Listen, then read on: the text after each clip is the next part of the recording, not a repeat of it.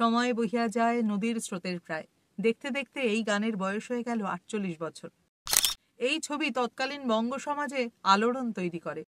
কিন্তু এই গানগুলির সুর কে করেছিলেন এই প্রশ্ন করা হলে অনেকেই একটু থমকে যাবেন।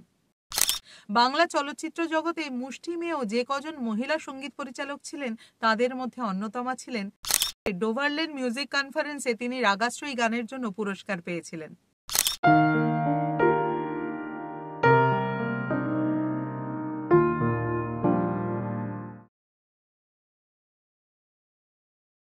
আজ তোমার পরীক্ষা ভগবান, তুমি পাথর নাকি প্রাণ, ভগবান তুমি আছো কি না করো তা প্রমাণ, আজ তোমার পরীক্ষা ভগবান। এই গানটি শোনেননি এমন বাঙালি বোধহয় খুঁজে পাওয়া দুষ্কর। সময় বহিয়া যায় নদীর স্রোতের প্রায়, দেখতে দেখতে এই গানের বয়স হয়ে গেল ৪৮ বছর। ১৯৭৭ সালের ২৯শে জুলাই মুক্তি পেয়েছিল অর্ধেন্দু চট্টোপাধ্যায় পরিচালিত এবং সন্ধ্যা রায় ও বিশ্বজিৎ চট্টোপাধ্যায় অভিনীত বাবা তারকনাথ।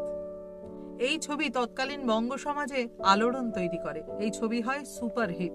শুধু তাই নয়, এই ছবির গানগুলিও হয়েছিল সুপার ডুপার হিট।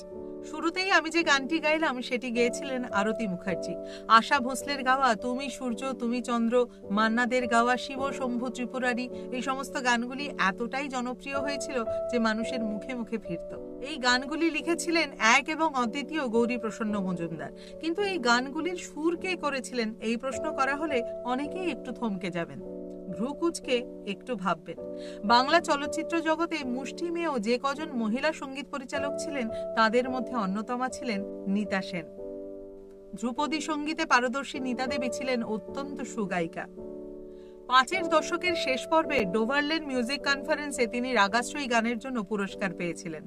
আধুনিককালের গুগল বাবুর কাছে প্রশ্ন করলে দেখবেন নীতা সেনের প্রথম পরিচয় হিসেবে শাস্ত্রীয় সঙ্গীত শিল্পী দেখানো আছে।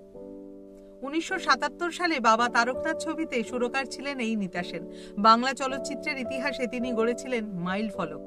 নীতা সেনের সঙ্গীত পরিচালনার আরও কয়েকটি উল্লেখযোগ্য ছবি হল গোলাপ বউ, সীতা, নন্দন, সোনার বাংলা ইত্যাদি। হেমন্ত মুখোপাধ্যায় থেকে অনুরাধা পডোয়াল, অনেক বিখ্যাত শিল্পী নীতা দেবীর সুরে গান গেয়েছেন। ২০০৬ সালের ১ এপ্রিল নীতা দেবী আমাদের ছেড়ে চলে গেছেন। তাঁর প্রতি জিডি স্টুডিওর তরফ থেকে রইল বিনম্র শ্রদ্ধা। আজকের মতো তাহলে বিদায় নিই। খুব ভালো থাকুন, সুস্থ থাকুন। আবার দেখা হচ্ছে নতুন পর্বে নতুন কোনো কাহিনী নিয়ে।